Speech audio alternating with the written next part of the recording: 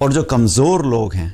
मकसद बताने का क्या है कि हमें अपनी ज़िंदगी में इस चीज़ से परेशान नहीं होना चाहिए। ये हम सब के लिए रिमाइंडर और मेरे अपने लिए भी रिमाइंडर है, क्योंकि हम लोग अक्सर क्या होता है कि अपनी सिचुएशंस के हिसाब से कई दफ़ा होता हम ऑफ ट्रैक होना शुरू हो जाते हैं और परेशान होना शुरू हो जाते हैं कि यार अगर ये स्टेटस नहीं रहा, माल नहीं रहा, ये सब घर ऐसे नहीं रहे, ये लाइफस्टाइल नहीं रहा, तो हम क्या करेंगे। तो ये अपने आप को याद कराना है कि अल्हम्दुलिल्लाह अल्लाह ताला ने हमें एक ऐसा दीन दिया है कि जिसमें अगर आप मसाकीन वाले लेवल पे भी चले गए तो आपका मुकाम मज़ीद बुलंद हो जाएगा। क्योंकि हमारा टारगेट क्या है कि हमने अल्लाह को राज़ी करना है, हमने ज़िंदगी वो गुजारनी है जो अल्लाह की रज़ा और अल्लाह की खुशनुदी वाली ज़िंदगी हो, जिसमें हमारा रब हमसे राज़ी हो जाए। अगर अल्लाह ने हमें माल दिया है तो हम माल के ज़रिए से वो काम करेंगे जिससे अल्लाह राज़ी होगा, और जब अल्लाह ने हमसे माल ले लिया है तो हम मसाकीन होते हुए भी हम वो ज़िंदगी गुजारेंगे जिससे अल्लाह राज़ी होगा।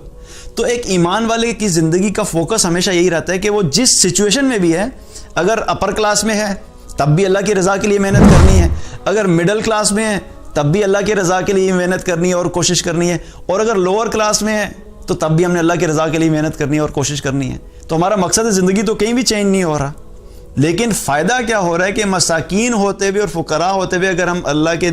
दीन पे कायम होंगे तो आखिरत में हमारे स्टेटस दुनिया के मालदारों से बेहतर हो जाएंगे।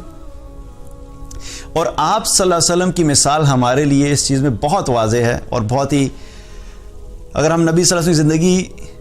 की तरफ देखें तो आप सल्लल्लाहु अलैहि वसल्लम ने जो ज़िंदगी गुजारी वो बिल्कुल मसाकीन वाली ज़िंदगी गुजारी, और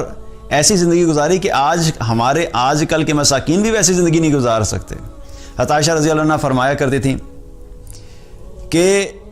हमारे ऊपर ऐसा वक्त भी आता था कि 2 महीने तक हमारे घर में चूल्हा नहीं जलता था और हमारा गुजारा सिर्फ पानी और खजूर पे होता था। चूल्हा तो उस वक्त जलेगा ना कि कोई ऐसी चीज़ होगी जो पकाने वाली होगी। चूल्हा हम किस लिए चलाते हैं? दाल बनानी है, गोश्त बनाना है, सब्ज़ी बनानी है, सालन बनाना है, रोटी पकानी है, इसीलिए चूल्हा चाहिए। जब आपके पास बनाने वाला कोई सामान ही नहीं है तो चूल्हा कैसे जलेगा? तो इससे क्या पता लगता है 2-2 महीने तक नबी सल्लल्लाहु अलैहि वसल्लम के घर में कोई ऐसा सामान ही नहीं होता था कि जो चूल्हा जलाया जाए, जिसको बनाया जाए।